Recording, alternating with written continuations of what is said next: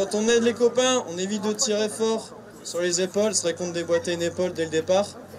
Enfin, on privilégie la courte échelle. Petit briefing avant le départ. Aujourd'hui, ils seront 1200 coureurs à participer à la Frappadingue. Une course à obstacles bien rodée puisqu'elle existe déjà depuis 8 ans. Ces organisateurs ont été les premiers à importer la discipline dans l'Hexagone.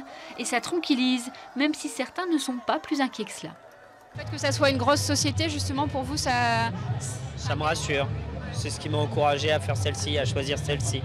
Je pense qu'il y a des normes qui sont plus carrées, je pense, pour ce type de structure qui se déplacent, ces courses qui ont lieu à plusieurs endroits en France. On vient quand même l'esprit tranquille et puis il y a des pompiers un peu partout. Et puis on peut très bien éviter aussi les obstacles si on sent qu'on est en danger ou qu'on n'y arrivera pas. Donc ça va.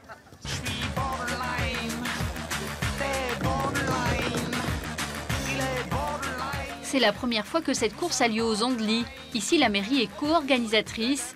Elle a été très vigilante sur l'installation des obstacles. Nous avons déjà fait le tour, mes équipes ont fait le tour, mon adjoint au sport a fait le tour plusieurs fois, donc on est quand même assez sécure sur le parcours, il n'y a pas de difficulté.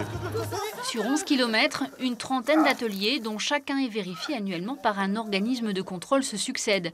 Depuis avril 2017, la discipline est affiliée à la Fédération française d'athlétisme et soumise à un règlement officiel. Pas plus mal que ça soit repris, qu'il y ait des règles, comme ça que tout le monde puisse suivre ces règles et que cette discipline puisse perdurer dans toute sécurité. Le plus rapide a effectué le parcours en 1h05, les plus lents en 3h30. Mais l'essentiel est bien de s'amuser et de se dépasser.